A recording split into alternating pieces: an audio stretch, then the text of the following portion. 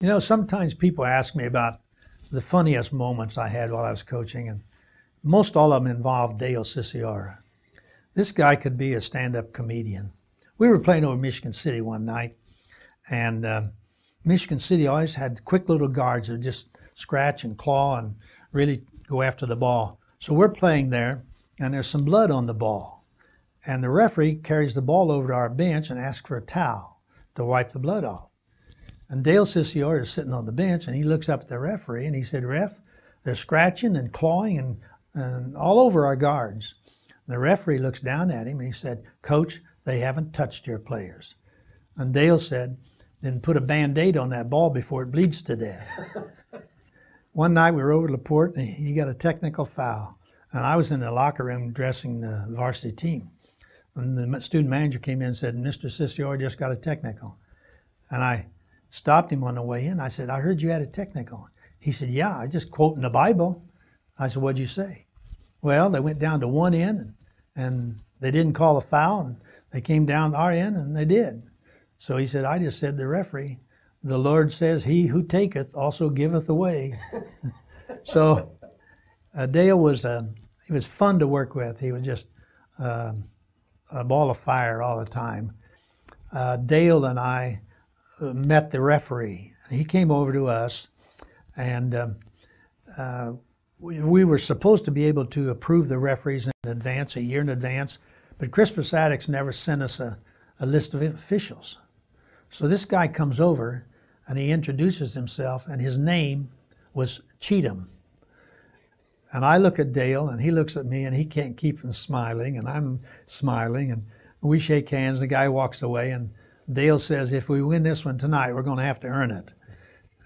It turned out it was one of the best officiated games we had all year, but they should not let a guy officiate if his name is Cheatham. One night we were playing East Chicago Roosevelt, and I had a little guard by the name of Chuck Nightingale, competitive little guy, and a good basketball player.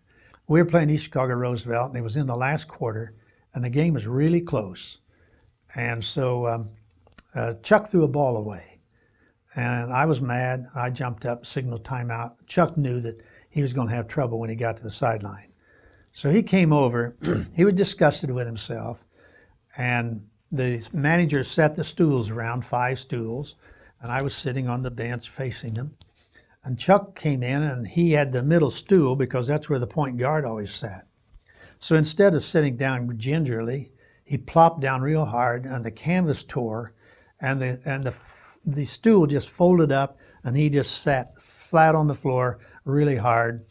And Chuck's sitting there with his hands propping him up, looking up at me, and all 6 of us just laughed like we were crazy. Well, about that time, the timeout ended. And so I said, "Okay, get back out on the floor." So they went back out on the floor, all relaxed, all of them laughing, and they scored about 10 or 12 straight points, and we beat East Chicago Roosevelt rather handily. Well, the next day I go down to the barber shop. Dick Bond's the barber, and he said, "You know, I was listening to that game last night." He said, "When you called timeout in the last quarter, I told my wife, 'Now you watch, Virgil's going to give them some words of wisdom. When that timeout is over, they're going to come out and they're going to execute some set plays and score a lot of points.'" And he said, "That's exactly what happened." "Well, what did you tell them?" I said, "Well, just gave them some words of wisdom." And I let it go at that. And no one ever knew that I never had time to say anything during that timeout. So coaching is many times overrated, perhaps. Joe Vickers was a forward for us on my last team. We're playing down to Purdue Fieldhouse. We had won the regional in the Notre Dame Fieldhouse the week before. We were down at Purdue. We're playing Lebanon in the afternoon. Real close game. And so Joe goes down. Now there's 2 minutes left in the game, and we're behind 1 point. And he shoots a 15-footer, and it goes in, and now we're ahead by 1. He starts back up the floor, turns and looks over his shoulder at me and gives me a big wink. You know, 2 minutes to go, we go 1 point ahead, and he's acting like we won the ball game. And I didn't know what to do. I just winked back at him. And he was so unpredictable.